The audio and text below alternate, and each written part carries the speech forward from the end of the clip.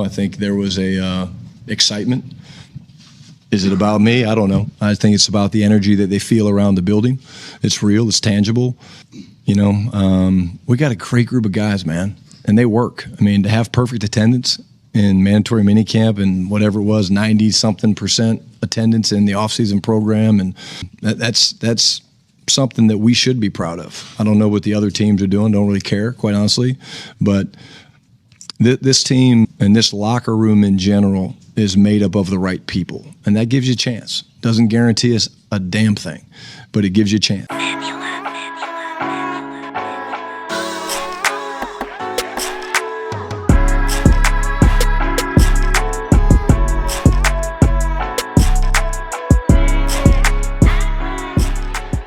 What's good, people? It's your boy, Mr. Rome, Cowboys Fan Talk. Right back like I never left. I hope y'all doing great, man. Happy Saturday. Listen. If you're new here and you enjoy the content, do me the biggest favor. Join the family, man. Hit the subscribe button. Join the cartel. If you're already in the cartel, welcome back home. Now let's talk about OTAs, right? And minicamp. Because those are the last two things that wrapped up. And I got to be fully transparent right now and give some props to my brother in the content community, one of the giants in the Cowboys content space. Footstick King gave me this idea just by a tweet. He put a tweet out and basically he was saying, listen, who won the offseason player-wise for the Cowboys? And I was like, okay, who won the offseason? So far, obviously, because training camp hasn't happened. But we're on a drought. We're about to be on a 5 to 6 week span until late July, where there's no Cowboys news, or at least nothing current. We're going to be dissecting the roster and talking about a whole bunch of different things. So I wanted to start this off before we get off into specific players. Let's just talk about a couple of players, maybe around like 5, that really stood out, that really dominated the offseason for different reasons. And the first one I'm going to say is low-hanging fruit. Let's just get to it. George Pickens.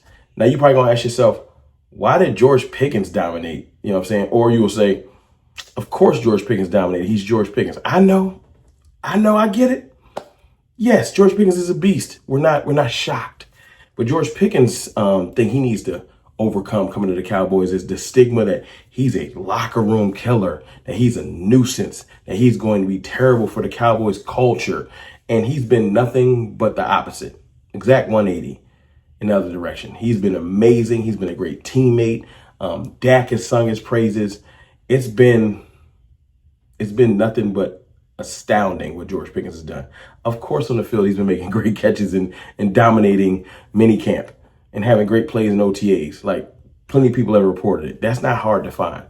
Let's look for the nuance. Let's look for the other things that just stand out. George Pickens has been a great teammate. He's been paying attention and astute in meetings, giving football knowledge. He's even broke down some stuff during some interviews, talking about how CeeDee Lamb runs his routes. Been a great interview. Hasn't been a nuisance at all. Has been actually a really good addition to this team in every facet. I'm excited about that. So glad to have George Pickens aboard. Now, you want to say, well, who else has stood out? One player that just stands out of nowhere that I was thinking was just a camp body and might become a camp body. We'll see, because we haven't gotten to training camp. But as of right now, got to give it to him, Miles Sanders, man. Miles Sanders literally has been just turning heads. And everybody keeps using the word juice, or he still has a burst. And, that's one of the things that's the only thing you're going to get in OTAs or minicamp. But first of all, for him being a veteran, being 28 years old, for him to be participating, although he really don't have a choice, him not participating would be probably his nail in the coffin. But giving his all and putting in the effort that I'm hearing he's running down plays, he's finishing blocks, he's celebrating with his teammates, he's running out the full play, the full field, and that's where he's showing that burst. They track everybody with those GPS trackers, and his numbers is pretty good, man.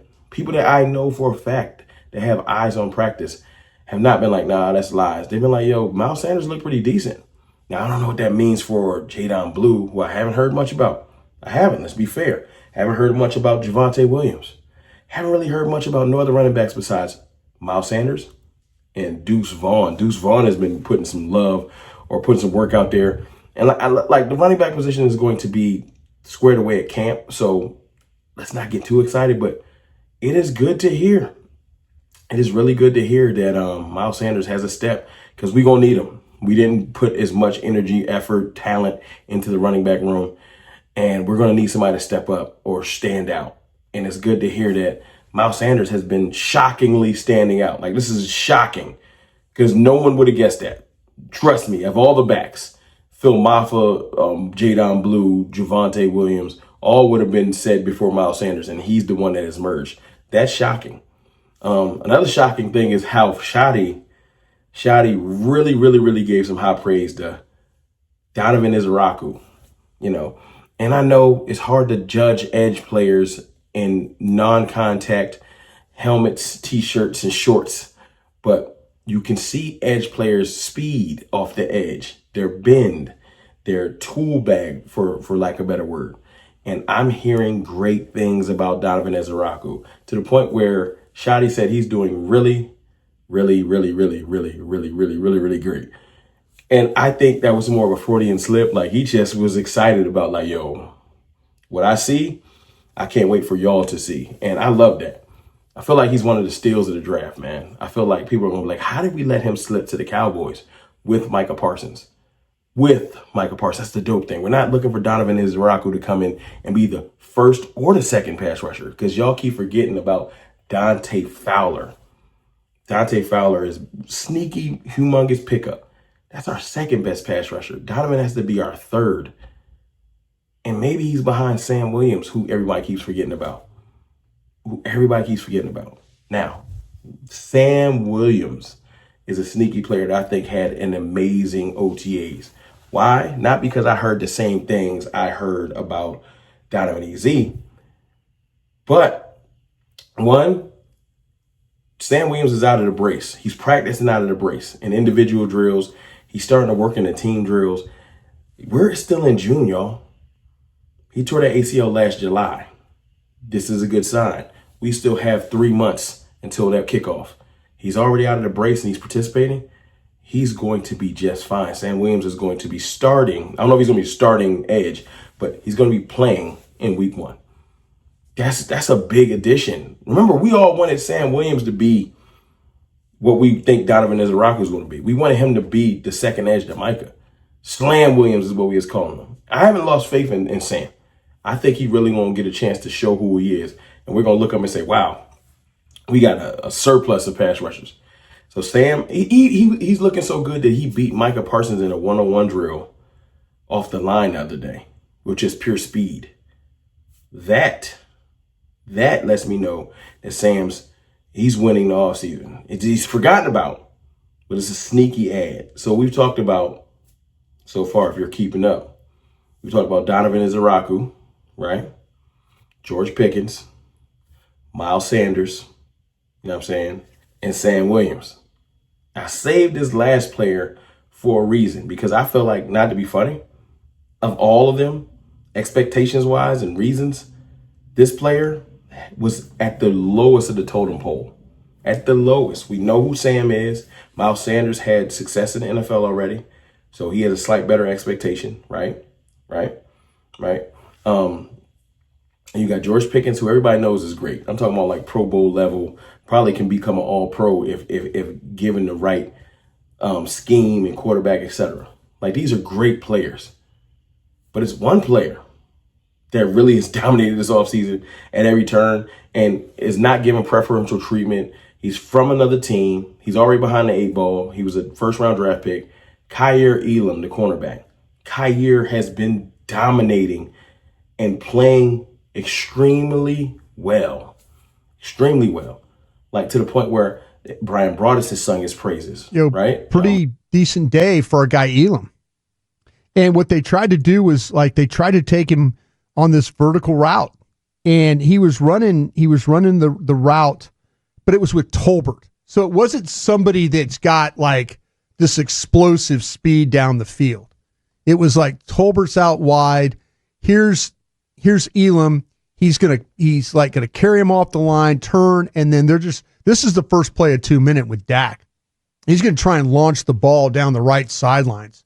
And Hooker was in the middle of the field. Hooker was little late to adjust. That's kind of what Hooker does. Little late to adjust. But Elam with really good position inside to be able to to keep the ball from, the ball was too far down the field, but he's step for step with Tolbert. There was another time where they tried to throw the ball inside to Lamb, and Elam was inside on that one and knocked the ball down.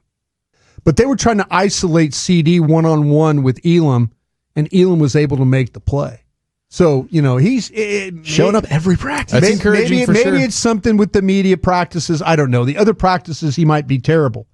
But you do see, it was nice to see him carry a couple of different routes. But it's also good to see a little bit of creativity of trying down on the goal line to be able to get Pickens and Lamb on the same side and allow them to work. Maybe, like I say, Lamb a little bit underneath and then Pickens towards the back of the end zone as well. Beautiful. Thank you, Brian. Places, right? John Machota, Kyle Humans, Tommy Yarish, like all the Nick Harris, all the beat reporters, Patrick Nosey Walker, and everyone's saying the same thing. So when you get it from every beat reporter, it's kind of true. It's not like somebody playing favorites or nothing like that. Kyer Elam is covering CeeDee Lamb. He's following CeeDee Lamb. He's playing the corner well. He's had some good pass breakups. He's carrying receivers. He's in phase he's playing great. He's playing great to the point where I'm starting to hear a lot of people saying we might be comfortable at one of those cornerback positions outside of Deron Bland. Now, we still need Siobhan Revel to get healthy. Take your time, young man. I think you're going to be amazing. Take your time. We need Trayvon Diggs, who the other day, if y'all paying attention, I know my traffic's been down, but if y'all paying attention, you see I put a video about Trayvon Diggs saying he wants to be back week 1. You know what I'm saying? And if Elam can play as great as he is, we might not need to go out there and get, dare I say, Stephon Gilmore. I still want him, though. I still want him. Let's not get too crazy. I still want Stephon Gilmore. But my point is simple. Kyer Elam's been having a great offseason. And I think out of all these players, I might put him at 1 because of where he's coming from. It's like Dak Prescott taking the number 1 position from Tony Romo. No one's seen that coming. Kyer Elam playing so great that we might be comfortable at him being a starter. Really? Now, camp has to happen. Things about to get real. Bullets about to start flying for real. But right now, I like that. I think some of these have been shocking. Kyer Elam is shocking. Miles Sanders is shocking. No one expected them to play well. We knew we got them. No one expected them to play well. George Pickens and Sam Williams being healthy. Sam Williams being healthy, shocking too. Already. So I think it's all good. I'm excited about what we got going on. Yes, I understand there is a lot of offseason left. So when we're saying who won the offseason, who shockingly stood out during OTAs, minicamp, rookie minicamp, etc., take everything with a grain of salt. I'm not saying we're Super Bowl champions or nothing stupid, because there's a lot of haters that pop in here like, oh, y'all winning the offseason. Let's not be goofy. What I am saying is some of these players are standing out surprisingly. But that puts us, I know the Dak's going to play well. Mike is going to play well. CD's going to play well. Tyler Smith's going to play well. There's players on the Oso Odigizua is going to play well. Jake Ferguson's going to play well. There's a lot of players at Cooper Beebe and Tyler Booker and certain players I'm like, they're going to play well. We're good. We have a lot of great players on this team, whether y'all want to admit it or not. But hearing not just the coaching pluses and the cultural pluses, but hearing and seeing some of these players I didn't expect. I didn't expect Sam Williams to be playing that well quite yet. He's coming off an ACL tear. You never know how that's going to go. You know what I'm saying? I ain't expect to hear good things about Miles Sanders. I was expecting to hear them say, well, we probably going to cut him. Miles Sanders? But I haven't heard nothing about Javonte and them. So, like I said, it goes both ways. I thought Kyer Elam was just like, we're going to need somebody else. He's been playing well. What y'all want me to do? But let me know in the comments what y'all think. Seriously, what do y'all think about the additions and where we can go from here? Because I think that we're set up pretty good, but I could be wrong. It's your boy, Mr. Rome, man. It's okay to be positive. It's okay to be optimistic sometimes. We got plenty of time, plenty of offseason left to be negative. Y'all have a good rest of y'all day. Happy Father's Day in advance to the fathers. We're going to see if I get some content. I holla.